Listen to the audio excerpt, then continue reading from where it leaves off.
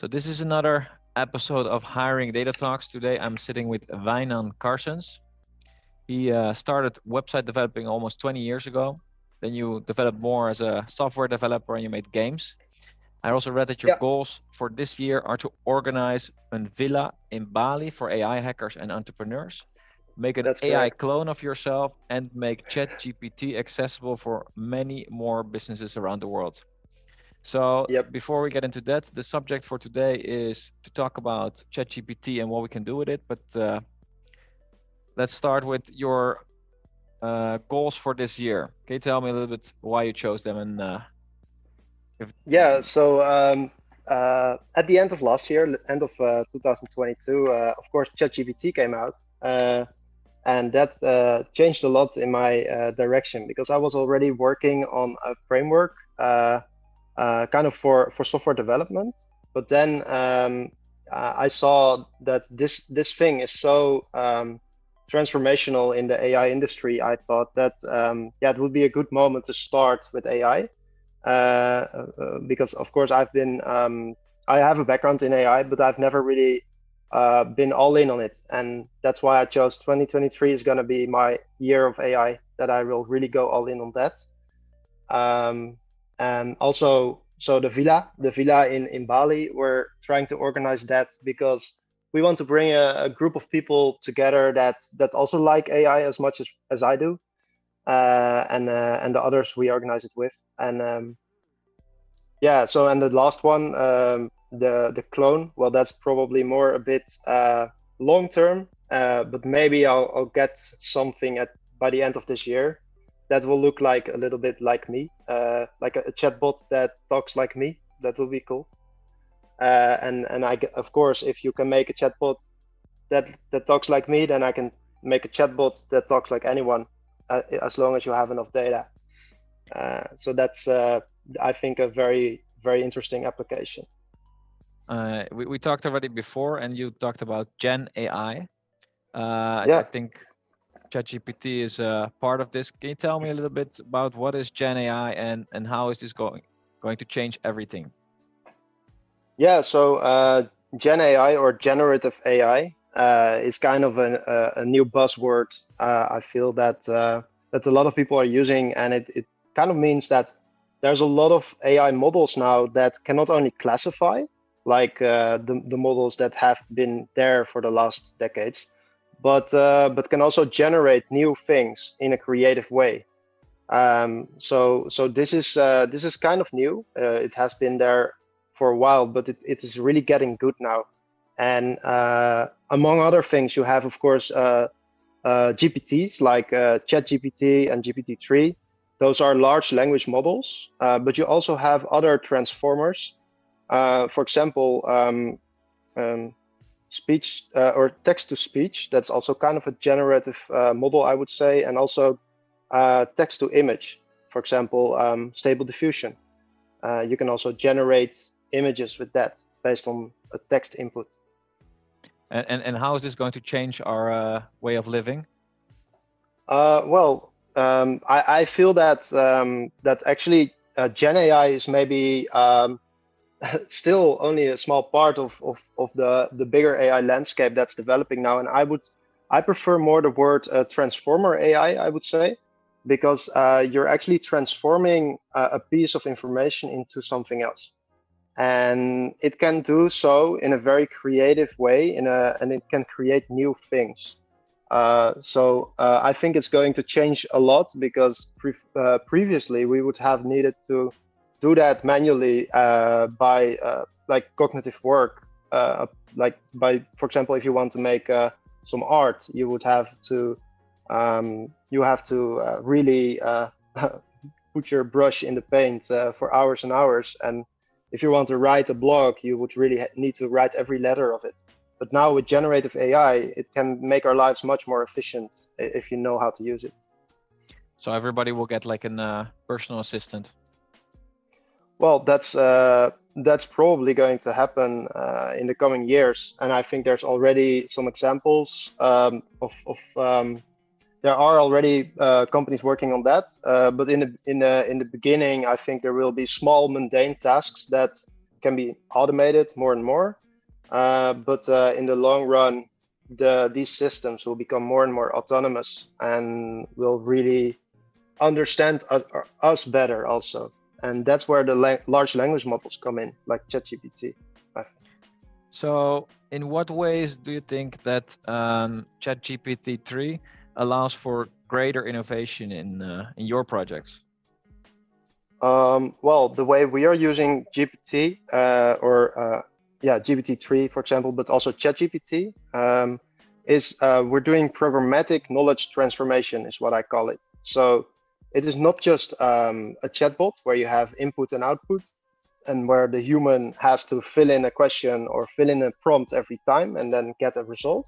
Mm-hmm. But instead, we are using it in a programmatic way, where you would combine the thing that you input automatically with some context from the user. So you would gather, for example, a set of documents.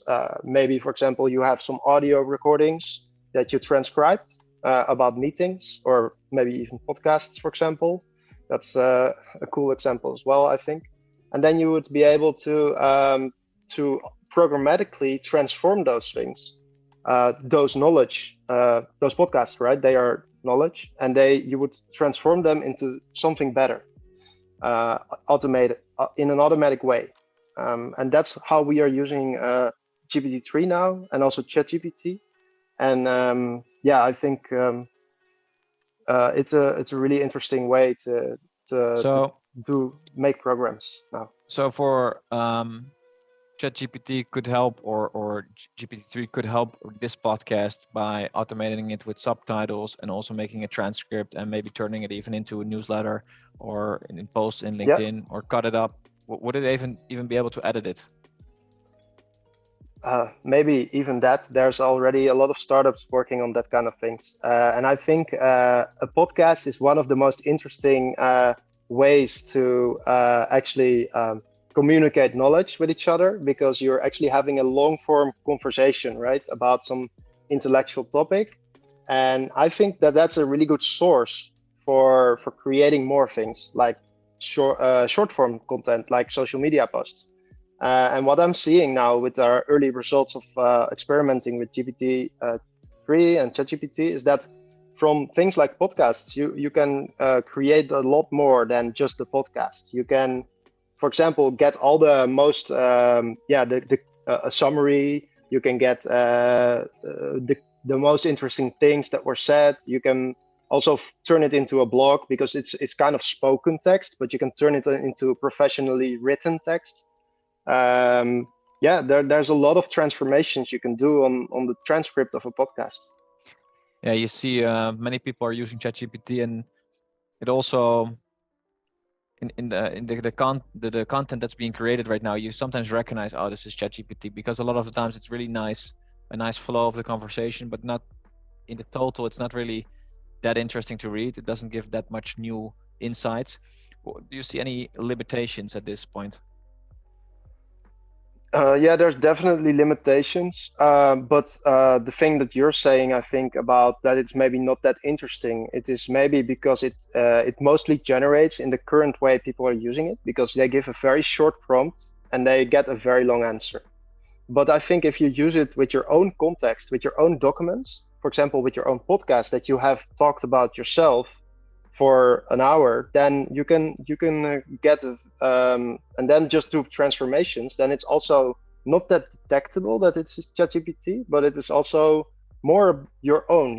It's more your own content. So that I feel is more interesting, in my opinion, because I agree with you that that's kind of a limitation, that it's easy to detect. And there's also detectors now, by the way, that are able to detect large language models. But there's also some other limitations. Shall I go a bit into that, or? Yeah. So what I'm understanding right now is individuals, basically, if they want to be using chat or AI as an assistant in the future, they need to have a lot of personal data. They need to have things they wrote, things they've made in videos, and the more they have, the better the assistant will work for them. That's what you're saying. Yeah, depends on how you want to use it, but I definitely think it would be an advantage to have more data from yourself. And that's actually, I agree that I think that that's also a problem right now because a lot of people are using hundreds of different tools in order to spread their knowledge, but they're not keeping it themselves. In the beginning, like 20 years ago, when we all had Windows 95, everybody was using their own file system to store everything. But I think that has gone more into all these diverse tools, and it's harder to get everything together right now because it's all in different places in these cloud platforms. Yeah, everything is fragmented. So do you have any tips on that part? How should you be owner of your own data? Yeah, I am working on that a lot, and I am trying to now create a system to kind of do everything again with your file system, but still have all the advantages that all the cloud gives you. But of course, that system is not ready yet. But if you want to do, if you want to start collecting more of your own data, which I would totally 100% recommend, not maybe for this year, but maybe for 5 years down the road when it's all super good, or maybe already next year. Of course, you will have more and more benefit from having your own data. So if you want that, I would definitely recommend, for example, with meetings, to record as much as possible and store it on your own file system or somewhere Right. at one, as long as it is in one place. And also reducing the amount of different tools that you get that you're using is a very important one, I would say, because then it becomes easier to get it in one place. And then the last thing is that you look a bit better at the tools that you're using, and also look at if they create a lock-in. So do they actually allow you to export your data, or do they want to keep it for themselves? Because if they only want to keep it for yourself, for themselves, and they don't allow you to download or export or maybe integrate with an API, then it is just much harder to get it for yourself later. So you have been working on a lot of projects. One you mentioned in another conversation that we had was Clarity. Can you tell me some of the interesting things you are building, for example, on ChatGPT? Yeah, definitely. So I think the most. So I've written down three of them. So I think we are working on a lot of different things at the same time because we're still very much exploring the capabilities of these new models. But the one of I think is quite interesting is making it more efficient to communicate with things like LinkedIn and email. So we're using GPT to help you write better responses to emails and messages, Right, using because your own already right now context, for example. you see people that they copy paste the text that they got from an email and then they put it in ChatGPT and say, write me an email. But you're saying you can integrate that in your email tooling. Exactly. Yeah, there are already some tools that can do that. I think, for example, tryally.com is a good example. That's a small AI tool that I believe is still in beta, but they make it completely integrated with your email. So you just have to click a couple buttons, and you get a response. And what we are trying to do is the same like that, but for LinkedIn. Because you have And also currently a bit the more standard messages, thanks, hello, goodbye. But now you want to exactly, really have it go much deeper, and it will read all of much your deeper. chat.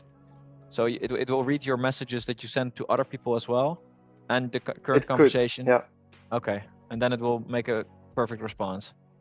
It could do that completely autonomously if you want, based on the chat history. But if you want, you can also, of course, if you have a very specific piece of information that you want to be saying to that person, maybe you want to add a couple details, and then you can say generate response based on that. And I feel that that is probably the best way because you don't want to let the AI do everything for you yet. Yes, then everybody's having conversations with the computer. Yeah, And maybe it's just I computers don't like talking to that future computers. that much. Yeah, exactly. And we And will what? see the outcome. Why would you do that? Yeah. Managers can just Yeah. say ignore all recruiters. Just say send it a nice message back, hey recruiter, at this point I'm not interested. Well, it can be a good way to reply. And then at the moment that they actually Yeah, do need recruiters, that they say, yes, hey, I'm interested. yeah, maybe it's better than completely ignoring. If you get too many messages, for example, then maybe a nice message immediately would be better, right? I Then think at so. least, yeah, then So so hopefully you, it will improve it. But like you said, like maybe in the future where computers will be talking to computers all the time and you don't even know what's going on, I don't think that would be that nice. no, so how, you told me about that LinkedIn, but you also have other tools that Yeah, you're building. You had three. yeah. So the other one is we are trying to analyze audio. So mostly, for example, calls, podcasts, meetings, and trying to turn that into different formats. So do programmatic knowledge transformation on those things, because I feel that those are very valuable pieces of like source knowledge, and we are now looking at how to do that. Um, What kind of uh, benefits could it have in the future? Why do So we I want think this? that I think it will be possible to do much more with a very valuable conversation that you have with someone. So if you have a very intellectual, interesting conversation, normally it would be with one person, and we already share it now with the podcast. But if we are applying these tools, we can also share it, like you said in the beginning, in a blog post, and maybe we can make some social media content based on it, some videos, some LinkedIn posts, and for every platform you have a kind of a different format, but you're still saying the same thing, right? So Yeah. if you just transform it in a different format, then you can automate that. So you're basically saying that audio will be searchable.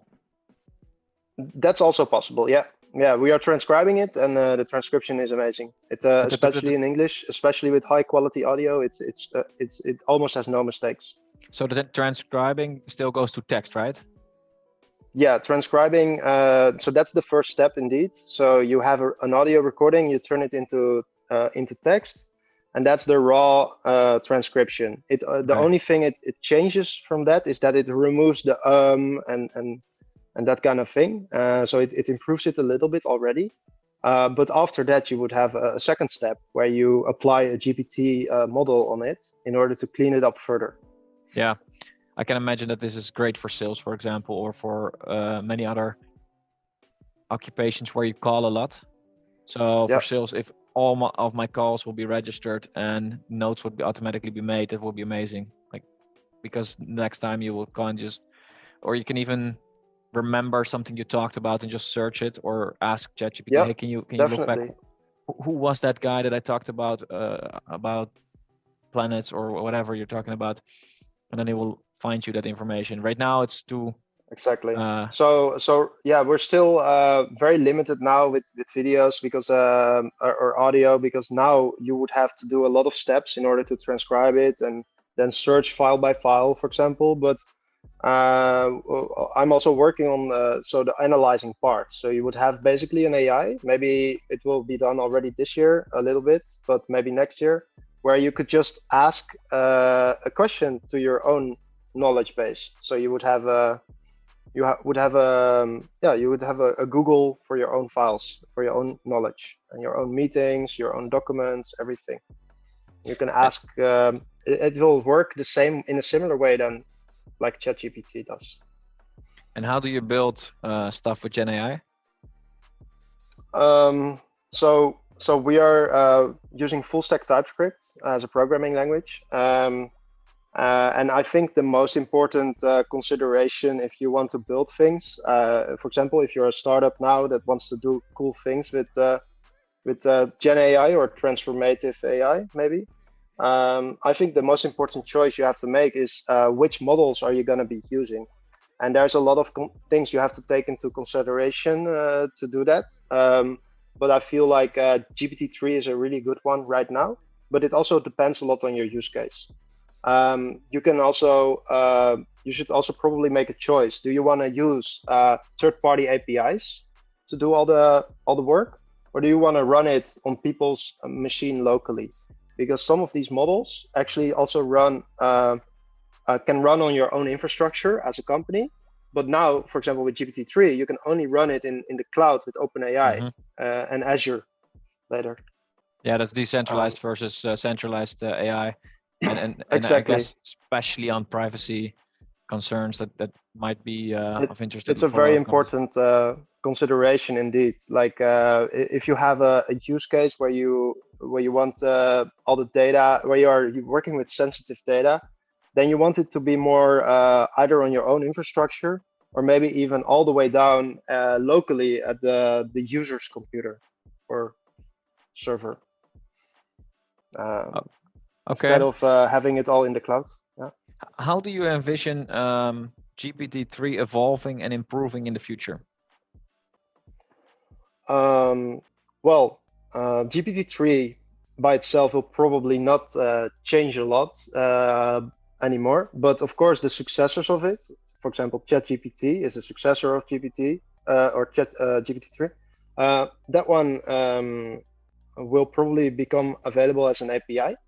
That's the first thing. It's probably going to happen in March, I believe. Oh no, sorry. So I'm not sure about when the API will be available of ChatGPT, but GPT-4 is likely to come out maybe in March or maybe April. And then, of course, the bigger these models get and the more trained they are on human feedback, the better answers they will be able to generate. But why so do we need that's these one thing. APIs? What is important about them? Oh, the API is basically a way to make possible for programmers to use it in a programmatic way. So instead of having only the chatbot in the browser where you can send a request and you get a response with copy paste all the time, you would be able to make programs and applications with it. So that's super important. Yeah, and then I think the models will get bigger, but then also there's of course a lot of limitations of the current language models that we are seeing. So maybe I really think that these limitations also need to be tackled, because we can make them bigger, but these limitations will not go away by themselves by just making the models bigger. And the biggest limitation I think is the context size.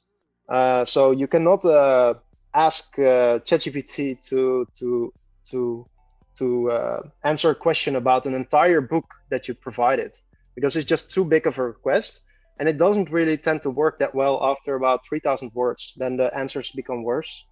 So that's a limitation that needs to be addressed. And then also there's also the limitation of, like, if you ask it a very complex question, usually it tends to perform worse as well. So it tends to perform better if you instead split up the prompt into chains of multiple prompts after each other. So that's also a limitation and potentially a solution to that limitation. And then also there's the limitation is that this language model doesn't really have a good memory. So it basically is trained one time, and then it can remember one conversation, but it doesn't create a context around you know. So that's a problem, because then is that still also with the paid version that came out like this week? I think so. It's definitely something that can improve upon a lot still, and that will probably take years to fully make it really good, you know. And that's a completely different thing than what they are doing now. They're just increasing the size, making it faster, making it more accessible. So I definitely think that it will be something that will take a lot of years to perfect. And then there's also the problem of hallucination. I don't know if you have noticed, but sometimes if you ask a very specific question about a very specific topic, it might give you an answer that it thinks it knows it, but it will just be something that isn't true, some bullshit basically. And that's called hallucination. So it will basically say something that it thinks it's true, but it's basically hallucinated, imagined. That's a big problem, and that's also at the core of how this architecture, how this technology works, and it's very hard to solve that. So in the up and coming time, it will get better, of course. It will be more useful. It's already pretty useful. We will get more applications that are built on top of ChatGPT or on top of other big AIs that are out there, and that it will become more usable for us in our daily lives. What do you see, for example, for a recruiter? How would you see our lives improve? Yeah, so like I mentioned in the beginning, I think the integration with LinkedIn is probably a really useful one for you, and also email, because you're communicating a lot, and but also analyzing meetings, right? So you have a lot of meetings, you have a lot of calls. So if you can do more with those things that you do, if you can make your time more valuable because you can produce more, and you can help people better because of it. Yeah, I think that will be a very big increase in how productive you can be with 8 hours in a day. I can also see that a lot of the times you're sending an email to somebody and they don't respond, and you have to do a follow-up email, maybe even two. I don't think this is just for recruiters. This is for everybody. Project managers following up with their the people on their teams.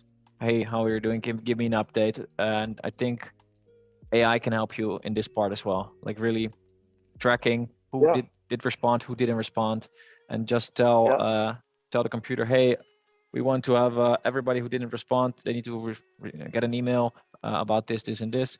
Get me updates, and then when they do get the updates, you want them automatically move to update it in your system, right? You want to, exactly. if you are a Yeah, project manager, you would like to have whatever tool you're using updated on the status. Hey, they're now on 60% instead of 50. I yeah, think definitely. this is one use for managers. Yeah, We will yeah, only that can. figure out in the next months and years what's possible, but as if we can think of it, it's probably possible. Yes, I think so. As long as you split it up into, yeah, like a programmer always does, like split it up into smaller pieces and then solve every piece separately, and then you get it done. So we need to all start working on bite-size coding and then just put everything together, and then we have a good solution. But do you see these companies competing with each other for market share, and how does that work? Because you are obviously a smaller entrepreneur. You do work a lot with other entrepreneurs, and you're Yeah. hyped about this topic. You love it. You want to bring it further. You want to be part of it. How does that Mhm. work? Yeah, so of course, I see it as a completely new landscape now. So I think if you're fast now, if you're quick to market, you can take a really big chunk, and that's what we're aiming for. Because it's a completely new technology that is potentially applicable to almost every industry. And your focus right now is voice and ChatGPT. That's why you put it in your LinkedIn Yep. as your title. That's your focus Yes, area. that's my focus area. Yeah, that's like the movie Her, where everything is built on voice. We don't have Yeah, yeah, a I love that movie. yeah. That's the future for you. Just talk. Yeah, yeah, But I would love to personally work more from nature and not so much behind a screen or in an office. yeah, And I think with if you can use voice to do productive work, then it's totally possible. it's already tricky because I sometimes do voice messages and then you have to put like a dot and it doesn't really make the words that I want, and then I need to think about it, Yeah. and then sometimes I want to go back a phrase. How do you see this developing? Well, that will definitely be solved. If you just put a large language model behind it and make it more professionally written instead of just spoken language, then it will totally be possible to to improve that and place the dots automatically. Yeah, we do, because we're not used to like if you write an email, you can think about it, you can pause for a second, think about it, write it. But if you're talking, I was amazed by that in the movie Her. He was just saying his email and he was making phrase by phrase so easily. I think it's maybe even training our mind to work in a different way, or that's the Yep. difference between speech and writing text, written text. Yeah, of course. I think there's also advantages to having a text editor because you are able to look at it back and improve things before you send it. but it's not necessarily the only way. And I think, like you say, if you train your brain a bit on it, you will get better at it. But I also don't think it necessarily needs to be like in the movie Her. I don't think you need to say everything piece by piece perfectly in one time, because the ChatGPT, the large language models, can help you improve it afterwards, and that will maybe will be enough to Yeah, make it did you good. mean this, or would you prefer this? And then, Yeah. if we look back, let's say 30, 40 years from now to this moment, which things do you think are absolutely obsolete? So what would be obsolete What 40 are we years not from now? using? What is weird? Yeah, this Oh, is a question just popped in. Um, what do you think? For example, I'm thinking maybe we're not using mouses and keyboards anymore. yeah, I think so. I think that those things are going away. But 40 years is a long time. I think I think potentially it can be, depends on what you want. And I think mouses and keyboards are very useful, and maybe they're still useful then, because you can quickly be very precise on what you want to do. But definitely will also be possible with voice, and maybe even integrating with the brain, like Neuralink, stuff like that. Yeah, 40 years is a long time. If you think back, 40 years from, it was 93. Oh, no, 983, sorry. Yeah, Yeah, that there was not even functional internet, no fast exactly. computers, no Windows. Yeah, and now we're at the dawn of AI. So at least, yeah, that was then internet was invented in the 80s, and now, or in the 90s even, and now AI is really becoming big this year. Interesting. Well, I always love to just think a little bit about the future. I want to thank you for your time. If people want to sign up for your villa in Bali, how do they do that?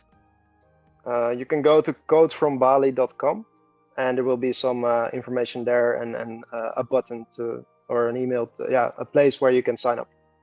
And these kind of people need to be chill people who want to work in AI, code a little bit, not too serious. Yes. Yeah, if you love AI like I do, and if you like to also have a good lifestyle around it, then you should come. Good. I would like to thank you so much for your time. It was great having you here, and well, I'm sure we'll talk again in the future. Maybe we can do a follow-up podcast on a specific tool that you have been building and see the success Yeah, of it. sounds good. Thank you.